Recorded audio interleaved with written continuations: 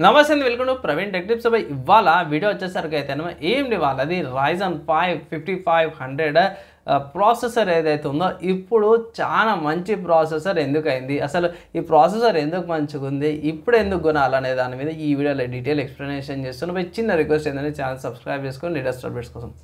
So friends, ఇక్కడ మీరు on the screen చూసుకుంటే నేను రికార్డింగ్ చేసే టైంకి అయితే అమెజాన్లో 7,800 ప్రైస్ అవైలబుల్ ఉంది అనమాట. ఆఫ్లైన్లో మీకు 7,000కి వచ్చేస్తుంది, 7,000 లేకపోతే 6,000 700 6,800 ప్రైస్కి వస్తుంది, అవైలబుల్ ఉంటాయి ఇట్లా. అండ్ ఇంకో మంచి విషయం ఏంటంటే ఈ ప్రాసెసర్ మంచి ప్రాసెసర్ అన్నమాట. అవి 6 కోర్ 12 థ్రెడ్స్కి వస్తుంది. ఈ ప్రైస్కి 7,500 రూపాయలకి మీకు 6 కోర్ 12 థ్రెడ్స్ ఎక్కడ కూడా దొరుకుతలేవు. ప్లస్ స్టిల్ ఇప్పటికీ AMD వాళ్ళ AM4 ప్లాట్ఫామ్ మదర్ బోర్డ్స్ అయితే తీస్తారు కాబట్టి, ఇంకా మెయింటెనెన్స్ చేస్తారు కాబట్టి మనకు motherboards branded motherboards అయితే మంచిగా దొరుకుతాయి. ప్లస్ ఆల్సో మంచి బ్రాండెడ్ది high level motherboard B series కానీ మదర్ బోర్డ్ పెడితే ఇట్లా కాంబినేషన్ మంచి పర్ఫార్మెన్స్ వస్తుంది. VRM ప్రొడక్షన్ అవన్నీ కూడా స్టేబుల్ ఉంటాయి. ఇక్కడ ఈ ప్రాసెసర్ స్టిల్ ఇప్పటికీ లైక్ NVIDIA వాళ్ళది 1650 కానీ లేకపోతే 3050 గ్రాఫిక్ కార్డ్తో కానీ కాంబినేషన్లో చూస్ చేస్తే బెస్ట్ పర్ఫార్మెన్స్ వస్తుంది. గేమింగ్, ఎడిటింగ్, వీడియో ఎడిటింగ్ కూడా చేసుకోవచ్చు.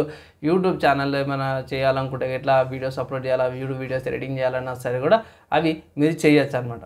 ఓవరాల్గా చూసుకుంటే నాకైతే వన్ ఆఫ్ ద గుడ్ అంటాను. ఇంకో మంచి విషయం ఏంటంటే సపరేట్గా మీరు కూలర్ తీసుకోవాల్సిన అవసరం లేదు. బాక్స్లోనే CPU కూలర్ వస్తుంది. ఆ కూలర్ కూడా మంచిదే.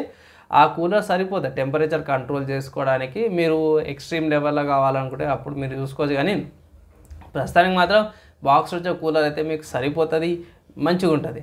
నెక్స్ట్ ఇక్కడ ప్రైస్ పెరిగే ఛాన్సెస్ ఉన్నాయంటే కొంచెం స్లైడ్గా పెరిగే ఛాన్సెస్ ఉన్నాయి.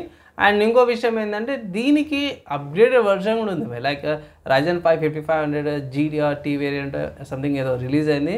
అది ఆ గురించి సపరేట్గా మాట్లాడుకుందాము. సో ఆ ప్రాసెసర్కి ఈ ప్రాసెసర్కి డిఫరెన్స్ ఏందని అంటే ఇప్పుడు కొత్తగా రిలీజ్ అయిన ప్రాసెసర్లు ఏంటంటే ఇంటిగ్రేటెడ్ గ్రాఫిక్స్తో పాటు కూడా వస్తుంది. సో దాంట్లో రేడియన్ గ్రాఫిక్స్ వస్తుంది, దీంట్లో రేడియన్ గ్రాఫిక్స్ లేదు.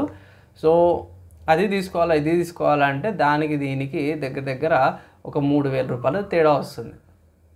సో అది కొంచెం లేటెస్ట్ ఉండి కొంచెం స్లైడ్గా బగ్ ఫిక్స్ ఫైన్ ట్యూనింగ్ ఉంటుంది. అదొకటి కన్సిడర్ చేసుకోవాలి. ఏదైనా మంచి ప్రాసెసర్ దొరికిందంటే ఇదే యూజ్ చేసుకోవచ్చు.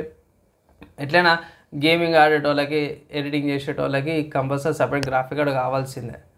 అది ఇన్ కేస్ నాకు గ్రాఫిక్ కార్డ్ అవసరం లేదంటే ఆ ప్రాసెసర్ తీసుకొని పోయి ఇంట్లో హోమ్ పర్పస్ కాబట్టి ఆ ప్రాసెసర్ ఈజీగా ఉంటుంది, ఆఫీస్ యూస్ కూడా బాగుంటుంది. లేదు నేను గేమింగ్స్ ఆడతా, ఎడిటింగ్ చేస్తానంటే కంపల్సరీ ఈ ప్రాసెసర్ తీసుకొని గ్రాఫిక్ కార్డు 1650 మంచి కాంబినేషన్ అనమాట బడ్జెట్లో. లేదంటే 3050 గ్రాఫిక్ కార్డ్ కూడా తీసుకోవచ్చు.